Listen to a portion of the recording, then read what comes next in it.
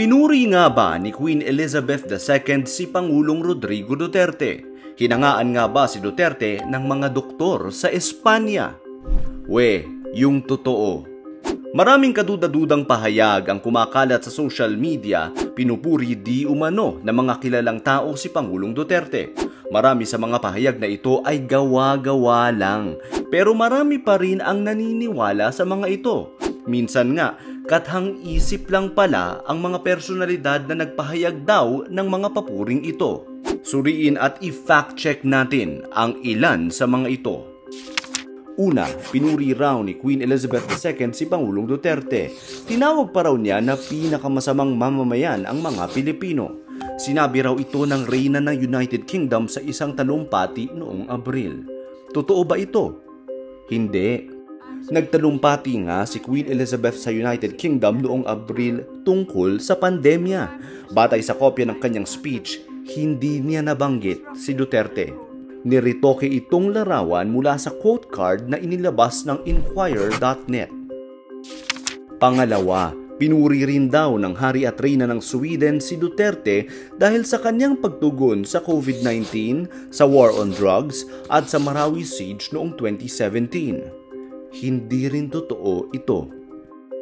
Ang sinasabing hari at reyna raw ng Sweden sa mga kumakalat na larawan ay ang YouTuber na si PewDiePie at ang kanyang asawa. Walang naging pahayag tungkol kay Duterte ang mga tunay na pinuno ng Sweden. Pangatlo, pinuri rin daw ni Princess Beatrice ng Britanya si Pangulong Duterte dahil sa kanyang pagtugon sa COVID-19. Hindi rin totoo ito. Walang patunay na sinabi ito ni Princess Beatrice. Hindi rin larawan ng prinsesa ang ginamit sa quote card na kumakalat sa social media. Larawan ito ng aktres na si Alba Flores. Pang-apat, hinangad daw ni Brock Lesnar ang di umano'y mayor ng Suplex City na baguhin ang kanyang lungsod tulad ng ginawa ni Duterte sa Davao. Yung totoo. Si Brock Lesnar ay isang wrestling superstar. Ang Suplex City ay isang catchphrase sa wrestling at hindi pangalan ng isang lugar. Wala ring patunay na sinabi ni Lesnar ang pahayag na ito.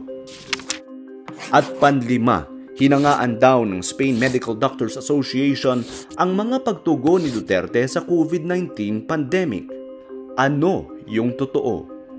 Tauhan sa cartoon na Scooby-Doo, si Velma Dinkley ang nakaquote dito. Ang nasa larawan ay ang aktres na si Najwa Nimri na gumanap bilang Alicia Shera sa TV series na Money Heist. Mga kaibigan, 5 lamang ito sa mga peking pahayag na kumakalat sa social media. May nakita ka bang kahina-hinalang mga pahayag? Magpadala ng link at screenshot nito sa factcheck@rappler.com.